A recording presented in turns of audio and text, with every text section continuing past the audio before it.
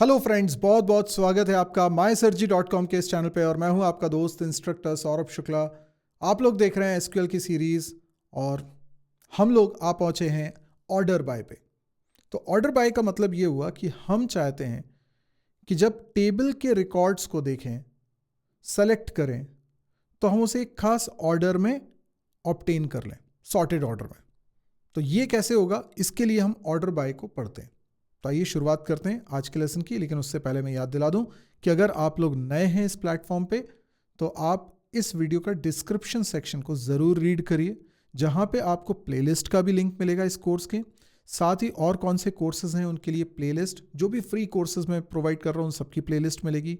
आपको मेरे प्लेटफॉर्म का भी लिंक मिलेगा, जहाँ से आप इस कोर्स के असाइनमेंट्स भी देख सकते हैं और नोट्स भी डाउनलोड कर सकते हैं। तो ज़रूर एक बार चेक करिएगा इस वीडियो का डिस्क्रिप्शन। चलिए अब शुरुआत करते हैं। हमें आज पढ़ना है ऑर्डर बाय को। तो ऑर्डर बाय क्या है, आइए समझते हैं। सबसे पहले अगर मैं एक सिंपल सेलेक्ट क्वेरी चलाऊं, ठीक है, चलो पहले तो मैं करके बताता हूं आपको। ये पहले मैं MySQL को ऑन कर लूं। मैं लिखूंगा MySQL, तो इसको लॉगिन करने के लिए मैं -u root -p लिखता हूं एंड पासवर्ड वो मांग रहा है। मैंने पासवर्ड एंटर किया। कुछ पासवर्ड में मैंने गलत एंटर कर दिया शायद, फिर से एंटर करता हूं। ओके, अभी ठीक है। अभी मैंने स्टेटस देखा तो ये स्टेटस मुझे पता चल रहा है कनेक्शन आईडी 12 है, करंट यूज़र रूट है और कोई डेटाबेस अभी सेलेक्ट नहीं किया है। शो डेटाबेसेस कमांड से मुझे पता चल जाएगा कौन कौन से डेटाबेसेस हैं। यूज़ DB1 से मैंने पर्टिकुलर डेटाबेस को सेलेक्ट कर लिया है। इसके अंदर कौन कौन से टेबल्स हैं इसके बारे में जानकारी हासिल कर ली है। अब मैं चाहता हूं कि इसमें से जो एम्प्लॉय टेबल है उसको देखूं। अब एम्प्लॉय टेबल को कैसे देखें, तो मैं लिखूंगा select star from employ, that's it. तो ये मुझे इस तरीके से टेबल दिखाई देगा। तो नॉर्मली हम जब टेबल देख रहे हैं तो टेबल के रिकॉर्ड्स इस तरीके से हमें दिखाई दे रहे हैं। ये वही ऑर्डर है जिस ऑर्डर में हमने टेबल में डेटा रखा होगा। लेकिन क्या हो कि अगर मैं इस रिकॉर्ड्स किसी एक खास ऑर्डर में देखना चाहता हूँ, तो वहाँ पे मुझे चाहिए ऑर्डर बाय की ज़रूरत। ऑर्डर बाय एक कीवर्ड हो सकता है जिसका इस्तेमाल करके हम लोग टेबल के रिकॉर्ड्स को एक खास सीक्वेंस में देख सकते हैं। तो वो सीक्वेंस, वो लॉजिकल सीक्वेंस सॉर्टिंग कैसे होती है, तो दो तरीके के हैं, या तो असेंडिंग ऑर्डर में या डिसेंडिंग ऑर्डर में। अगर नंबर्स हैं तो उसको छोटे से बड़े के क्रम में अगर जमाएंगे तो उसको असेंडिंग बोलेंगे। बड़े से छोटे के क्रम में अगर उसको अरेंज करेंगे तो उसे डिसेंडिंग ऑर्डर कहेंगे।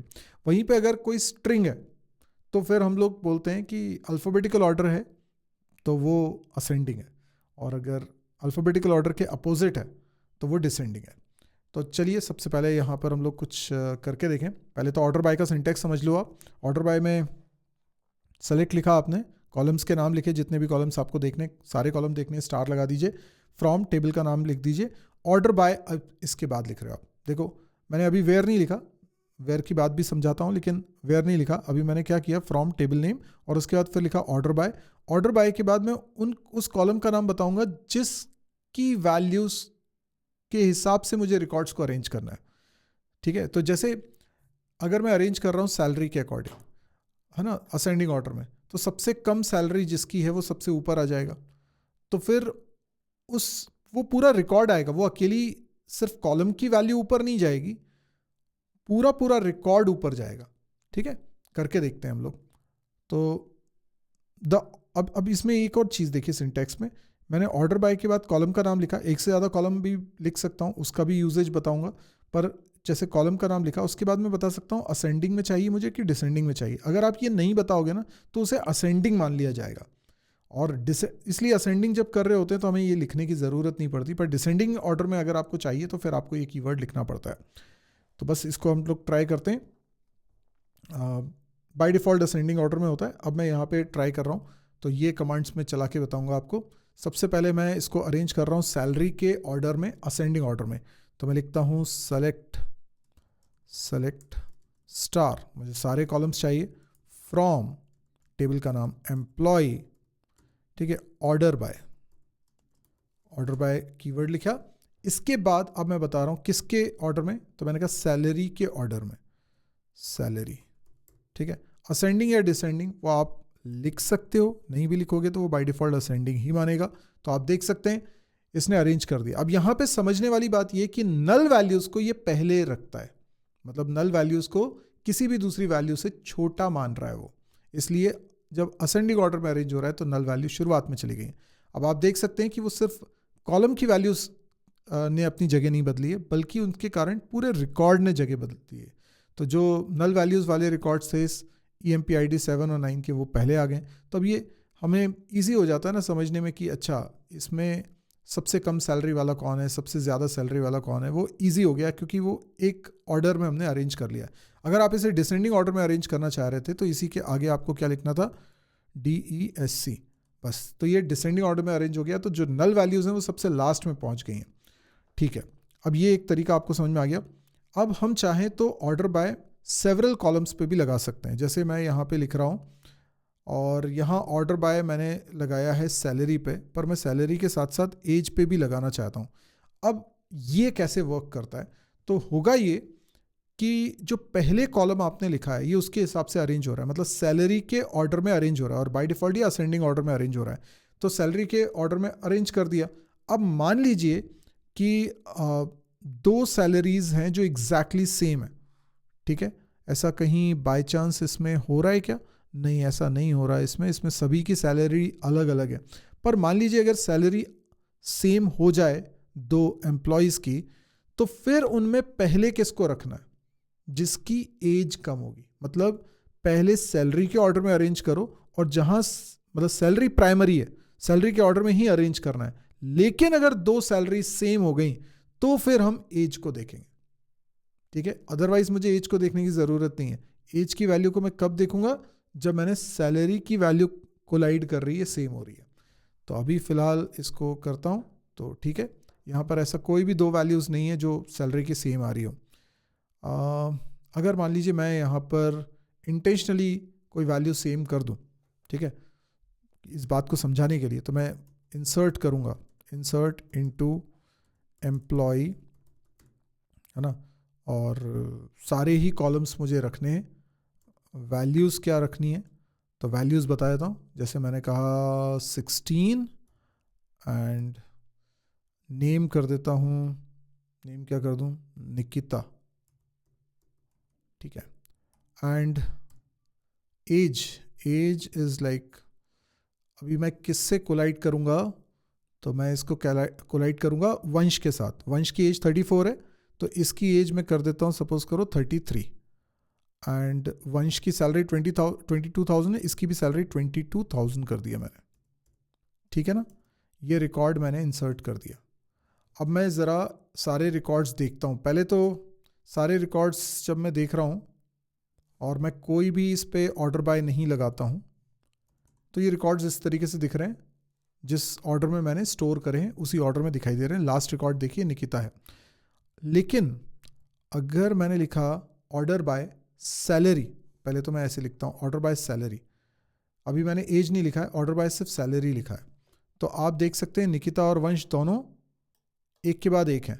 अब जब सैलरी क्योंकि दोनों की सेम थी, तो फिर पहले कौन दिखेगा? मैंने एज तो लिखा नहीं था वहां पे, तो पहले कौन दिखेगा? तो जिस ऑर्डर में उन्हें इंसर्ट किया गया है उसी ऑर्डर में वो दिखेंगे। तो वंश पहले इंसर्ट हो चुका था निकिता से, इसलिए वो उसका रिकॉर्ड आपको पहले दिखाई दे रहा है। लेकिन मैंने कहा नहीं, मुझे चाहिए कि अगर सैलरी सेम हो रही है तो फिर एज के आधार पे सॉर्ट कर दो, असेंडिंग ऑर्डर ऑफ एज, ठीक है। तो ऐसा करने के लिए मैं यहाँ कॉमा लगा के एज लिख रहा हूँ। तो अब आप देख सकते हैं कि निकिता और वंश में निकिता पहले चली गई है, क्योंकि निकिता की एज मैंने कम रखी है 33 और वंश की एज 34 है। तो आई होप ये समझ में आ गया होगा आपको। अब आप पूछेंगे कि मान लो इन दोनों की एज भी सेम हो जाती, है ना, मान लो इनकी सैलरी भी सेम है, एज भी सेम है, तो फिर जिस ऑर्डर में वो इंसर्ट हुए हैं उस ऑर्डर में वो दिखाई देते हैं। आप ये भी कह सकते हैं कि मुझे मैं इंटेंशनली चाहता हूं कि अगर सैलरी कोलाइड कर जाए, देखो सैलरी को मैं अरेंज कर रहा हूं किस ऑर्डर में, असेंडिंग ऑर्डर में। सैलरी किस ऑर्डर में अरेंज हो रही है, असेंडिंग ऑर्डर में। आप लिख भी सकते हो और चाहो तो ना भी लिखो, मैंने लिख दिया, नहीं भी लिखते तो भी असेंडिंग ऑर्डर ही होता। लेकिन अगर दो एम्प्लॉयज़ की सैलरी सेम हो रही है तो फिर मैं चाहता हूँ वो एज के ऑर्डर में अरेंज हो, तो मैंने एज लिख दिया कॉमा लगा के। अब लेकिन मैं ये कह रहा हूँ कि एज के डिसेंडिंग ऑर्डर में रिप्रेजेंट हो। अभी तो बाय डिफ़ॉल्ट एज के असेंडिंग ऑर्डर में आ रहा था, अब मैं एज के डिसेंडिंग ऑर्डर में चाहता हूँ, तो मैं ऐसे लिख सकता हूँ। तो हो सकता है एक कॉलम है उस पर असेंडिंग चाह रहा हूँ, दूसरे कॉलम पे डिसेंडिंग चाह रहा हूँ। तो कॉलम जिस ऑर्डर में मैं लिख रहा हूँ ऑर्डर बाय के बाद, उस हिसाब से चलेगा। पहले जो कॉलम लिखा है उसके हिसाब से टेबल अरेंज होगा। अगर कहीं दो सैलरी सेम हो रही है तो फिर मुझे दूसरे कॉलम को देखने की ज़रूरत है और एज के डिसेंडिंग ऑर्डर में अरेंज करना है। तो आप देख सकते हैं जब ये सेम हो रही थी सैलरी, तो एज जिसकी ज़्यादा है उसको पहले प्रेफरेंस मिल रही है, फिर कम एज वाले को दिखा रहे हैं। तो एज के ऑर्डर में अरेंज नहीं है जबकि ये पूरा, ठीक है ना। ये तो एज को तभी देखना है जब सैलरी कोलाइड करती है, दो की सैलरी सेम होती है, अदरवाइज आपको नहीं देखने की ज़रूरत है। अच्छा, अब हम बात कर लेते हैं कि क्या हम वेयर क्लॉज भी इसके साथ में लगा सकते हैं। तो देख लेते हैं, बिल्कुल वेयर क्लॉज भी हम लगा के देख लेते हैं। जैसे मुझे सैलरी के ऑर्डर में अरेंज करना है और उसके बाद फिर मैं लिख रहा हूँ वेयर। तो सैलरी के ऑर्डर में अरेंज कर रहा हूँ, लेकिन मैंने कहा मुझे सिर्फ वही रिकॉर्ड्स चाहिए जिनकी एज ग्रेटर देन 30 है या 32 है। 32 से कम एज वालों का रिकॉर्ड मुझे नहीं चाहिए, ठीक है। आप देख रहे हैं कि ये एरर दे रहा है, ठीक है। ये बोल रहा है कि नहीं, ये सिंटैक्स सही नहीं है, ऐसे नहीं लिख सकते आप। तो गलती क्या हो रही है कि ये जो वेयर है ना, ये आपको पहले लिखना पड़ेगा। वेयर पहले लिखोगे, ऑर्डर बाय उसके बाद आएगा। बस इतनी सी मिस्टेक है और कुछ नहीं है। तो ये चीज़ आप करना चाह रहे हो, यहाँ पे सेमीकोलन लगा दो, वेयर पहले लिखो। तो लिखा वेयर और वेयर पे लिख दिया एज ग्रेटर देन 32, बाकी सब सही है। अब आप देख सकते हैं यहाँ पर वो सारे रिकॉर्ड्स दिख रहे हैं जिसमें एज हमारी 32 से ज़्यादा है और सैलरी सॉर्टेड ऑर्डर में दिख रही है, असेंडिंग ऑर्डर में। क्लियर है। तो ऑर्डर बाय एक्चुअल में सिंटेक्स के हिसाब से वेयर के भी बाद में आता है। Okay, I hope this is clear. अब इससे जुड़े सवाल मैं असाइनमेंट में आपको ज़रूर दूंगा, आप उनको ज़रूर ट्राई करिएगा। असाइनमेंट कहाँ से मिलेंगे? लिंक वीडियो के डिस्क्रिप्शन सेक्शन में, नोट्स भी वहीं से मिलेंगे। आप मेरी वेबसाइट को विजिट करिए, फ्री में ये सब चीज़ें एक्सेस करिए। अगर आपको ये कोर्स पसंद आ रहा है तो प्लीज़ आप कमेंट देकर भी इस चीज़ को बताएं।